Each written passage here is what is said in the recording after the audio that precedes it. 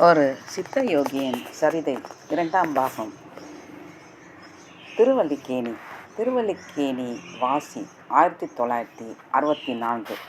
அமரக்கவி தம்முடைய வாழ்நாளில், அதாவது பணி ஓய்வுக்கு சில வருடங்கள் முன்பு, தன்னுடைய சேமிப்பை கொண்டு 3 வீடுகளை தி நகர் பகுதியில் கட்டி அதில் குடியேறினார்கள் போன்ற தகவல்களை முதல் பாகத்தில் விரிவாக பார்த்தோம்.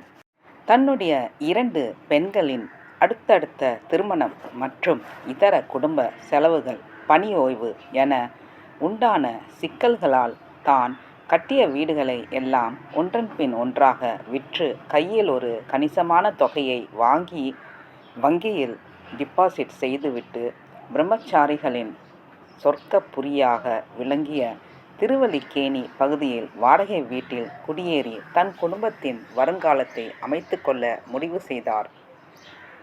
இதில் முக்கியமாக பாராட்ட வேண்டிய விஷயம் யாதெனில், அவருடைய மனைவி திருமதி மீனாட்சி அம்மாள் கணவரின் எந்த நடவடிக்கையிலும் தலையிடுவதில்லை. அவர் பார்த்து எது முடிவு செய்தாலும் அதை அப்படியே ஏற்றுக்கொண்டார்கள். அந்த அளவுக்கு மனப்பக்குவம் பெற்ற உத்தம குணம் படைத்த அம்மையார் ஆவார்.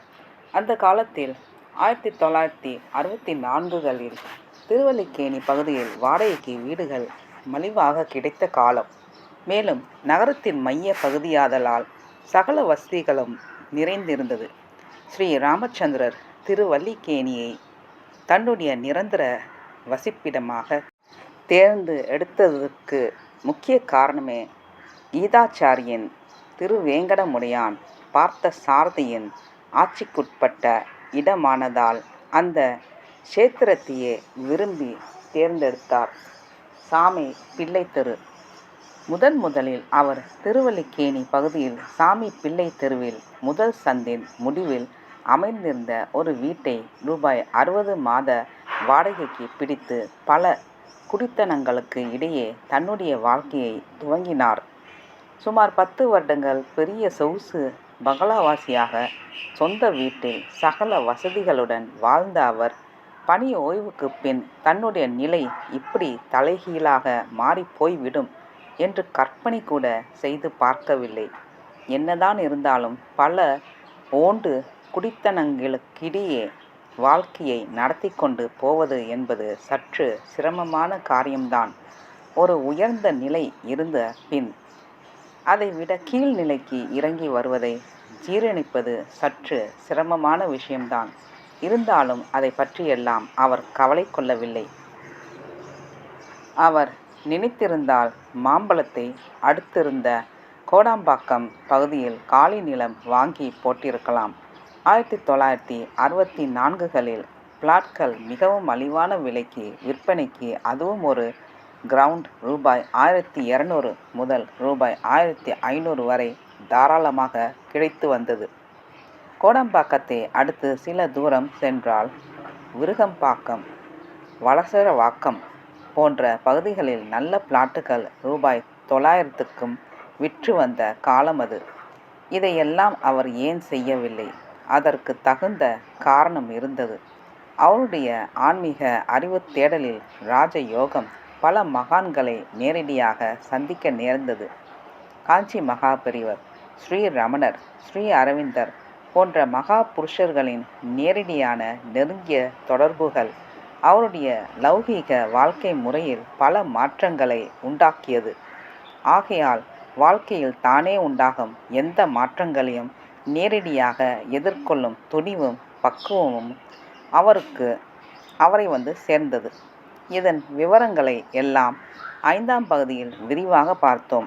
ஆகையால் பங்களா போன்ற ஆடம்பர வீடுகள், அதில் சேர்த்து வைத்திருந்த பலவித கை வேலைப்பாடுகளுடன் கூடிய பொருட்கள், பர்மாஷல் பன்னாட்டு நிறுவனத்தின் வகித்து வந்த அதிகாரி அந்தஸ்துடைய பதவி ஆகிய இந்த சுகங்களை எல்லாம் விட்டுவிட்டு ஏதோ ஒரு ஓண்டு குடித்தனத்தில் பல சாதாரண தொழில்கள் புரியும் குடும்பஸ்தர்களுக்கு மத்தியில் வாழ்க்கையை இப்படி நடத்தி கொண்டு வருகிறோமே என்று அவர் ஒரு போதும் கவலை கொள்ளவில்லை. நடப்பது அனைத்தும் இறைவன் செயல் என்றே எண்ணியிருந்தார்.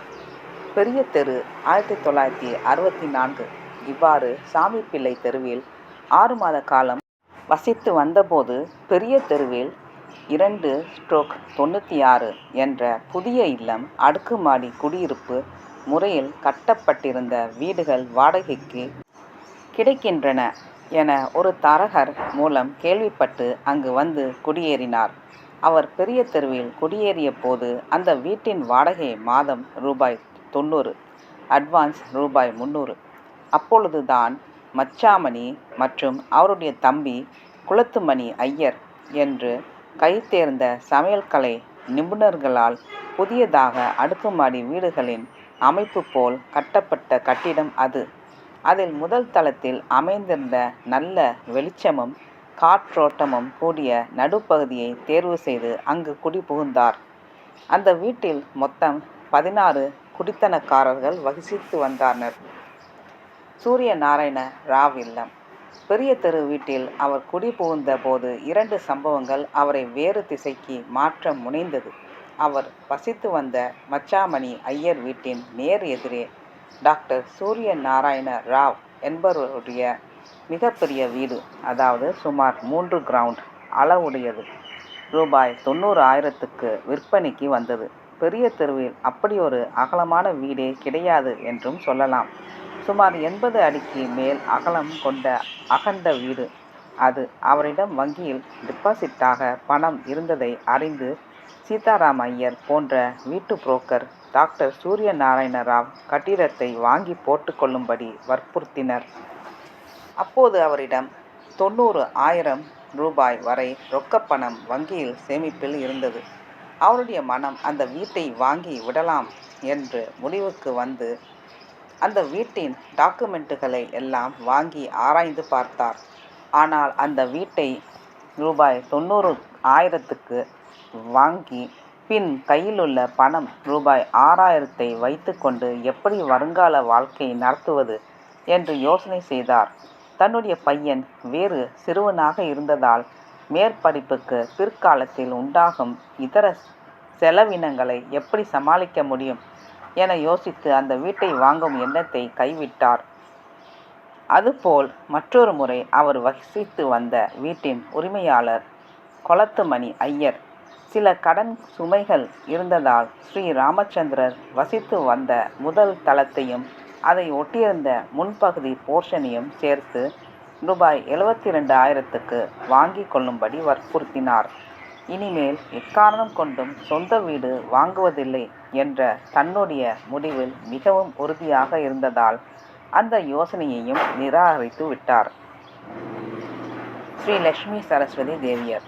அவர் வாங்க நினைத்த டாக்டர் சூரிய நாராயண ராவ் வீட்டை இந்து மேல் நிலைப்பள்ளி, அதை மாணவர்கள் தங்கும் விடுதிக்காக 1969இல் வாங்கி தற்போது அந்த கட்டிடத்தில் இந்து சீனியர் செகண்டரி பள்ளியாக மாறியுள்ளது. அந்த கட்டடத்தில் மற்றொரு விசேஷம் என்னவென்றால், டாக்டர் சூரிய நாராயண ராவின் பழைய கட்டிடத்தை இடித்துவிட்டு அதை மாணவர்கள் தங்கும் விடுதியாக மாற்றிய போது அந்த கட்டிடத்திற்கு வெளியே முதல் தளத்தில் சகல வித்தைக்கும் அதிதேவதையான ஸ்ரீ சரஸ்வதி தேவியின் ஓர் அற்புதமான சிற்ப சிலை நிர்மாணிக்கப்பட்டது. ஸ்ரீ ராமச்சந்திரருடைய வீட்டிற்கு எதிரே மிகவும் கம்பீரமாக காட்சி அளித்து கொண்டிருந்த ஸ்ரீ சரஸ்வதி தேவியின் சிலை காண்போர் மனதை எல்லாம் கொள்ளை கொள்ளும் அளவுக்கு இருந்தது. மேலும் அவருடைய வாழ்க்கையில் பின்னாளில் நிகழப்போகும் தெய்வீக சம்பவங்களுக்கு சாட்சி கூறும் விதமாக அது அமைந்தது என்று கூட சொல்லலாம்.